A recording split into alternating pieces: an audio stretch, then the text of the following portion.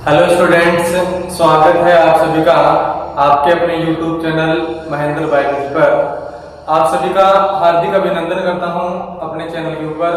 अपन बात करने वाले हैं, आज का टॉपिक जो अपना है साइटोलॉजी पार्ट सेकंड। और साइटोलॉजी पार्ट सेकंड में जो टॉपिक है वो है पादप कोशिका व जंतु कोशिका। इधर देखेंगे जो टॉपिक है अपना वो है पादप कोशिका,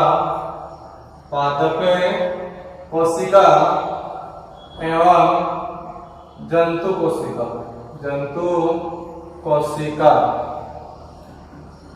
तो इधर ध्यान देंगे कि पादप कोशिका और जंतु कोशिका, ये दोनों जो कोशिकाएं होती है ना, ये यूकेरियोटिक कोशिकाएं होती है। कौन सी कोशिकाएं होती है? यूकेरियोटिक कोशिकाएं। पादप कोशिकाएं पादपों में उपस्थित होती है, जबकि जंतु कोशिकाएं जंतुओं में पाई जाती है। अब इनमें मेन मुख्य अंतर, जो मेन डिफरेंस जो है वो अपन देखने वाला है, और इनमें से कौन कौन से क्वेश्चन अपने एग्जाम में पूछे जाने वाले हैं वो देखेंगे। सबसे पहले एक तरफ लेते हैं अपन प्लांट सेल, प्लांट सेल, और एक तरफ अपन लेते हैं animal cell, animal cell. Plant cell है एनिमल सेल। अब देखो मेन मुख्य विशेषताओं के बारे में देखेंगे। इन्हीं के आधार पर प्रत्येक विशेषता अपने आप में एक क्वेश्चन है। सबसे पहले विशेषता की बात करेंगे तो सबसे पहले कोशिका, कोशिका वृत्ति, कोशिका वृत्ति। अंतर पढ़ रहे हैं, बहुत इंपॉर्टेंट है। कोशिका वृत्ति प्लांट सेल में प्रेजेंट होती है, मतलब कि उपस्थित होती है, और सेल्यूलोज की बनी होती है। किसकी बनी होती है? सेल्यूलोज की बनी होती है। जबकि एनिमल सेल की बात करते हैं, एनिमल सेल में क्या होती है? अनुपस्थित होती है, मतलब कि कोशिका वृत्ति पादपों में पाई जाती है, जंतुओं में नहीं पाई जाती है। ये अपना क्या हो गया? फर्स्ट अंतर। और पदार्थ कौन सा है? सेल्यूलोज। दूसरा नेक्स्ट आता है लवक। लवक, देखो लवक केवल और केवल पादप कोशिकाओं में पाया जाता है, और ये 3 प्रकार का होता है। कितने प्रकार का होता है? 3 प्रकार का। फर्स्ट टाइप की बात करते हैं तो ये होता है वर्णी लवक, वर्णी लवक है। सेकंड जो होता है वो होता है अवर्णी लवक, अवर्णी लवक है।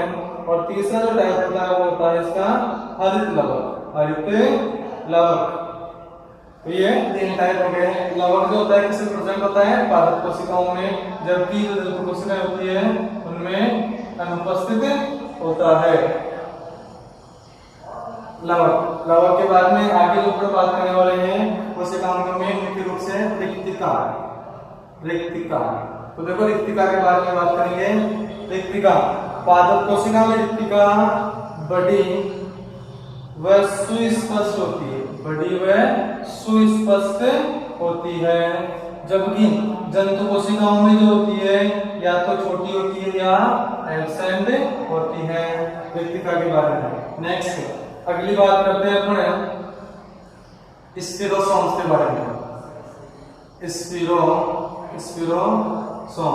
स्पिरोसोम ये पादपों में उपस्थित होता है, और इस स्पिरोसोम को पादप लाइसोसोम भी कहते हैं। क्या कहते हैं? पादप लाइसोसोम भी कहते हैं।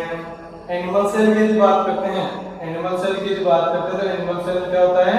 अनुपस्थित होता है, मतलब कि एब्सेंट होता है। अगला जो कोशिकांग आता है, अगला जो कोशिकांग आता है वो तारकाय। क्या है? तारकाय। तारकाय क्या होता है? पादपों में अनुपस्थित, एब्सेंट होता है। कुछ श्रेणी के पादपों में पाया जा सकता है, जबकि तारकाय की बात करते हैं तो तारकाय क्या होता है? प्रेजेंट होता है, उपस्थित होता है, मतलब कि प्रेजेंट होता है। अगला जो ऑर्गन आता है, अगला जो ऑर्गन आता है वो आते हैं अपने तरकु तंतु, तरकु तंतु। इंपॉर्टेंट है, ध्यान दिया। देखो बहुत बार पूछता है एग्जाम में तरकु तंतु। तरकु तंतु क्या होते हैं? कि जो कोशिका द्रव्य होता है, क्या होता है? कोशिका द्रव्य। कोशिका द्रव्य में प्रोटीन द्वारा निर्मित होता है, यानी कोशिका द्रव्य में जो प्रोटीन होती है उससे बनते हैं तरकु तंतु। जबकि एनिमल कोशिका में तारकाय से बनते हैं। किससे बनते हैं? तारकाय से बनते हैं। आगे यदि पर बात करते हैं तो इसके अंदर एग्जांपल ले लेते हैं। इनमें तो कौन आ जाएगा? कौन आ जाते हैं? सभी जो जितने भी पादप कोशिकाएं हैं वो सभी आ जाएगी। और एनिमल सेल की बात करते हैं तो सभी, मतलब कि जंतु इसके अंतर्गत आ जाते हैं। तो ये है अपना बड़े इंपॉर्टेंट डिफरेंस प्लांट सेल और एनिमल सेल में सभी एग्जाम में क्वेश्चन पूछे जाते हैं। बहुत बार पूछ लेता है लवक कितने प्रकार के होते हैं, कौन सी कोशिका में दिखती है, इसका मुख्य इंपॉर्टेंट या पादप लाइसोसोम के नाम से इसे जानते हैं। ये सारी चीजें क्या है आपके लिए इंपॉर्टेंट है। तो ये तो था अपना प्लांट सेल और एनिमल सेल के मेन डिफरेंस। अब अपन बात करने वाले हैं कोशिका संगठन, यानी कि जो कोशिका होती है उसके संगठन में कौन कौन सी चीजें पाई जाती है, कौन कौन सी ऐसी संरचनाएं होती हैं जिनसे मिलकर के कंप्लीट जो कोशिका है वो बनी हुई रहती है। तो अपन बात करेंगे कोशिका संगठन के बारे में। इसके बारे में कोशिका संगठन को इधर देखेंगे, कोशिका संगठन। अब कोशिका संगठन में ये देखो, कोशिका संगठन जिसके समझ में आ गया वो कंप्लीट पूरा का पूरा साइटोलॉजी इसके समझ में आ जाएगी। बहुत इजी है और चुटकियों में अपन इसको समझ सकते हैं। तो इधर देखो, सबसे पहले जिससे कोई कोशिका है मतलब कि सेल कोशिका। अभी कौन सी कोशिका है? यूकेरियोटिक कोशिका। कौन सी कोशिका है? यूकेरियोटिक कोशिका। अब इसके संगठन के बारे में, तो संगठन देखो इसमें कौन कौन से भाग पाए जाते हैं। तो भागों में सबसे पहला जो भाग होता है वो होता है कोशिका भित्ति। कौन सा भाग होता है? कोशिका भित्ति। कोशिका भित्ति फर्स्ट भाग। सेकंड जो भाग होता है वो होता है कोशिका झिल्ली। कोशिका झिल्ली। कोशिका झिल्ली। आगे बात समझ में। अगला जो भाग होता है वो होता है जीव द्रव्य। जीव द्रव्य यानी कि कोशिका में उपस्थित जो जितना भी जीवित पदार्थ होता है जिसमें कोशिका की समस्त क्रियाएं होती हैं उसको अपन क्या कहते हैं? जीव द्रव्य कहते हैं।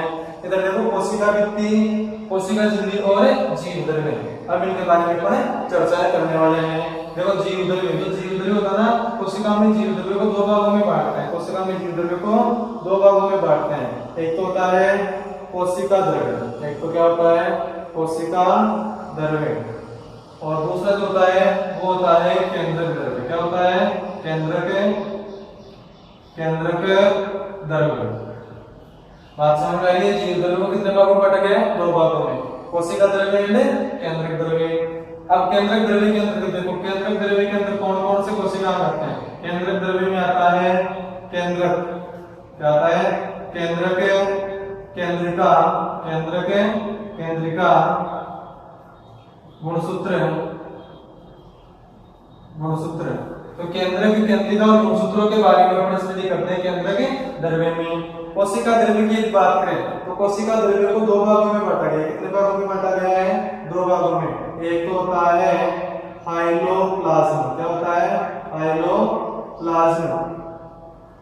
और एक होता है ट्रोफोप्लाज्म। एक क्या होता है? ट्रोफोप्लाज्म। तो हाइलोप्लाज्म और ट्रोफोप्लाज्म की बात करेंगे। हाइलोप्लाज्म जैसे इधर देखो एक बार कि जैसे ये कोई सेल है। क्या है? सेल। अब इस सेल में देखो ये कोशिका भित्ति की है, जो कोशिका जिसके चारों यहाँ का जो आवरण होता है ना, इस आवरण के पास में जो जीव द्रव्य होता है ना उपस्थित, वो कहलाता है हाइलोप्लाज्म। क्योंकि यह गाढ़ा तरल पदार्थ होता है, इसको अपन काचाभ द्रव्य भी कहते हैं। क्या कहते हैं? काचाभ द्रव्य। आगे बात समझ में, काचाभ द्रव्य। अब नेक्स्ट है ट्रोफोप्लाज्म। ट्रोफोप्लाज्म के अंदर आते हैं कोशिकांग। ट्रोफोप्लाज्म में क्या आते हैं? कोशिकांग। तो कोशिकांग में अब जितने भी कोशिका में बहुत सारे कोशिकांग होते हैं, कोशिकांगों को भी उनकी आकार आकृति और संरचना के आधार पर डिवाइड किया गया है। तो कोशिकांगों में सबसे पहले एक बात करते हैं, देखो दोहरी झिल्ली वाले। कौन से?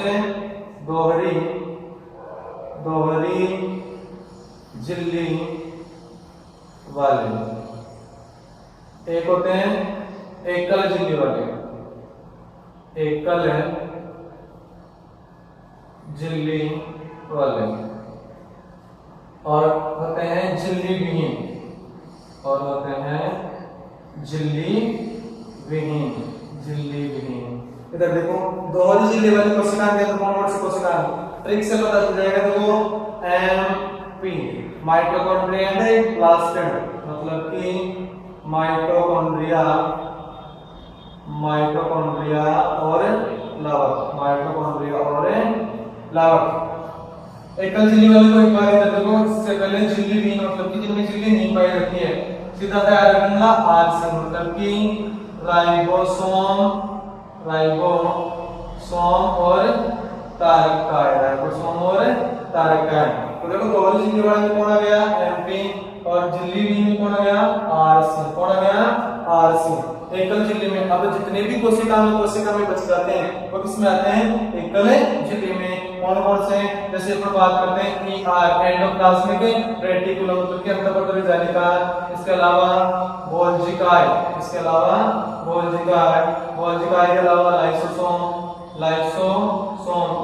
के अलावा स्पिरोसोम, रिक्तिकाएं, ग्लाइकोसोम, जितने भी जो कोशिकाएं बच जाते हैं वो किसके अंतर्गत आते हैं एकल झिल्ली वाले कोशिकाओं में। इधर देखेंगे एक बार कोशिका ग्रुप है हाइलोप्लाज्म एंड ट्रोफोप्लाज्म। हाइलोप्लाज्म को क्या कहते हैं काचाप द्रव्य, ट्रोफोप्लाज्म में कौन होता है कोशिकाओं को भी उनकी संरचना के आधार पर या उनके ऊपर पाई जाने वाली झिल्ली के आधार पर बांटा गया है। तो पहला कौन सा है दोहरी झिल्ली वाला, फिर है एकल झिल्ली वाला, और नेक्स्ट कौन सा है झिल्ली विहीन। इधर देखो दोहरी झिल्ली वाले में कौन आता है एमपी, झिल्ली विहीन में आरसी। बस एमपी और आरसी याद रख लेना, एमपी दोहरी झिल्ली वाले और आरसी बिना झिल्ली वाले, और बच गए जितने कौन किस में आ गए गोल्जिकाय, ये सब किस में आते हैं एकल झिल्ली वाले कोशिकाओं में आते हैं। साथ ही साथ केंद्रक भी दोहरी झिल्ली युक्त होता है, केंद्रक भी कैसा होता है दोहरी झिल्ली युक्त होता है। अब देखो अपन प्रत्येक अंग के बारे में बात करेंगे, जैसे कोशिका भित्ति, कोशिका झिल्ली, झिल्ली, इन सब के बारे में अपन बात करते हैं। तो देखेंगे सबसे पहले अपन बात करेंगे कोशिका भित्ति के बारे में। किसके बारे में कोशिका भित्ति के बारे में। तो देखो कोशिका भित्ति की खोज की थी आर्यभट्ट ने, किसने की थी आर्यभट्ट मतलब कि रॉबर्ट हुक ने। कोशिका भित्ति किस में पाई जाती है ओनली फॉर प्लांट सेल, पादप कोशिकाओं में पाई जाती है, और किसकी बनी होती है सेल्यूलोज की बनी होती है। तो देखो सेल्यूलोज की बनी होती है, तो आगे अपन बात करने वाले हैं। देखो कोशिका भित्ति मुख्यतः 3 प्रकार की होती है। 3 प्रकार कौन से हैं, एक होती है प्राथमिक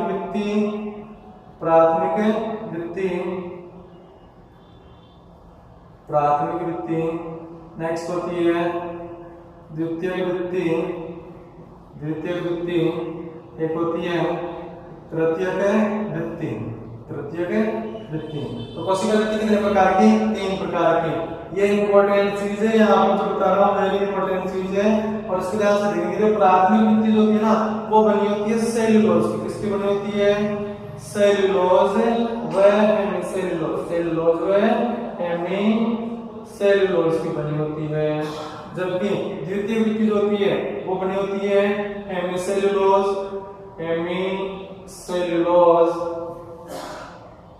सुबेरिन,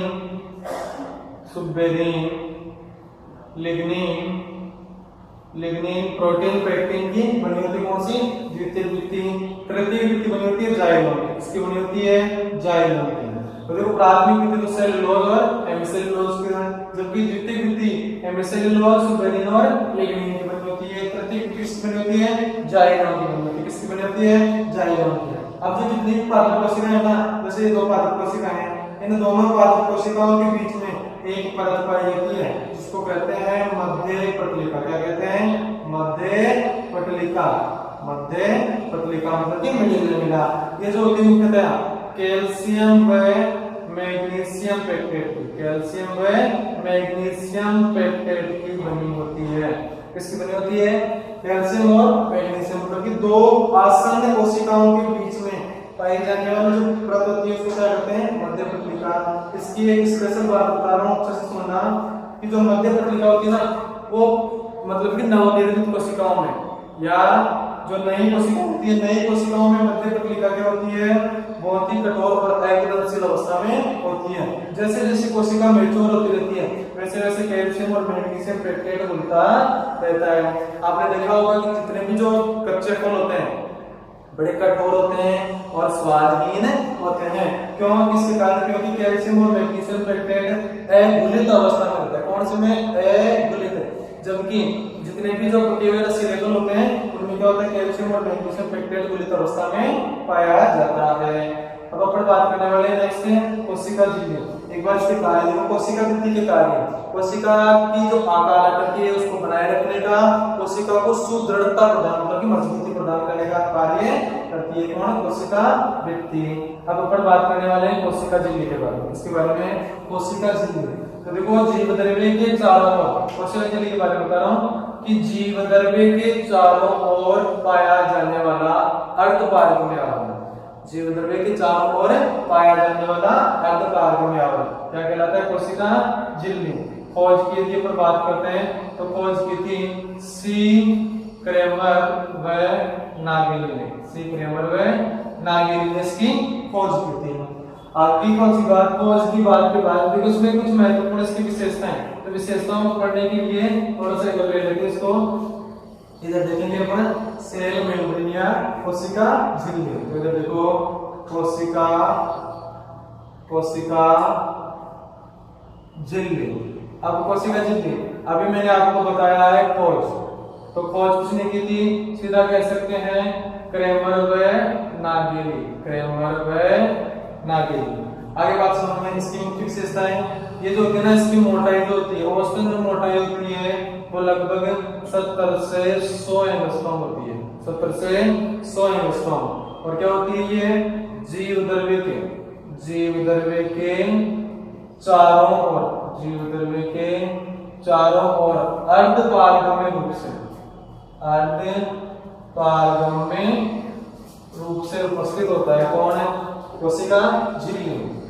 अब इस कोशिका झिल्ली के संदर्भ में अलग अलग वैज्ञानिकों ने अपने अलग अलग मत दिए इसकी मोटाई के बारे में, इसकी उपस्थिति के बारे में। सीधा डायरेक्टली क्वेश्चनों की बात करूंगा, इंपॉर्टेंट क्वेश्चंस। देखो कोशिका झिल्ली में कौन कौन से मॉडल दिए गए या मत दिए गए। पहला दिया गया है इकाई कला मॉडल। तो देखो डियर स्टूडेंट्स, इकाई कला मॉडल दिया था रॉबर्टसन ने। किसने दिया था? रॉबर्टसन ने। और इनके अनुसार, रॉबर्टसन के अनुसार कोशिका झिल्ली की मोटाई होती है 70 से 80 एंगस्ट्रॉम। कितनी होती है? 70 से 80। अगला दिया गया है त्रिस्तरीय मॉडल, इसको सैंडविच मॉडल भी कहते हैं। ये दिया था डेनियल व डॉवसन ने। और इनके अनुसार कोशिका झिल्ली की मोटाई होती है 70 से 80 एंगस्ट्रॉम। अब नेक्स्ट अपन बात करने वाले हैं तरल मोज़ेक मॉडल।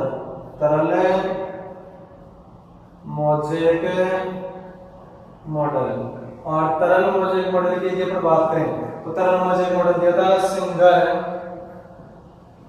सिंगर व निकोलसन ने। सबसे इंपॉर्टेंट मॉडल यही है। और इन्होंने कोशिका झिल्ली के बारे में बिल्कुल पुख्ता यानी अच्छे प्रूफ दिए थे। और इनके अनुसार कोशिका झिल्ली की मोटाई होती है 75 एंगस्ट्रॉम, 75 एंगस्ट्रॉम होती है। ये तो इंपॉर्टेंट है, इसके बारे में मत थे।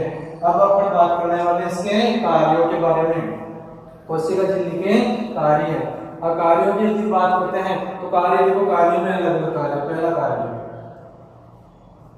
इंपॉर्टेंट है, कार्य में भी पहला कार्य कौन सा है? कोशिका की आकृति को बनाए रखना।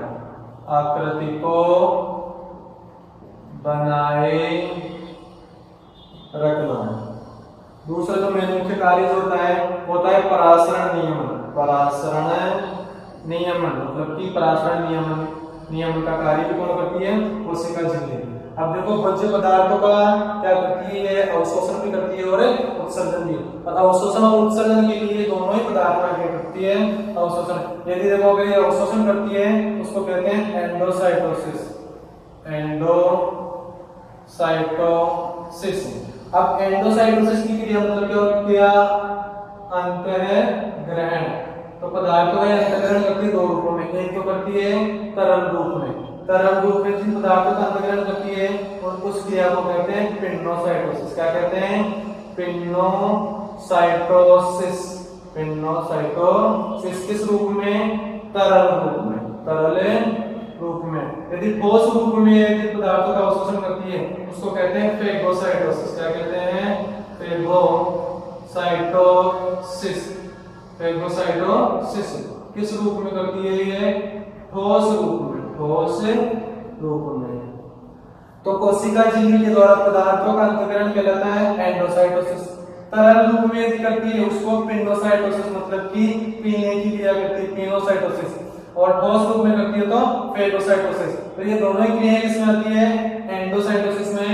यदि ये पदार्थों का उत्सर्जन करती है, क्या करती है, उत्सर्जन, उसको कहते हैं एक्सोसाइटोसिस। क्या कहते हैं, एक्सोसाइटोसिस। तो ये मेन मुख्य वर्ग किसके, कोशिका झिल्ली के। अब अपन बात करने वाले हैं कोशिकाओं के बारे में।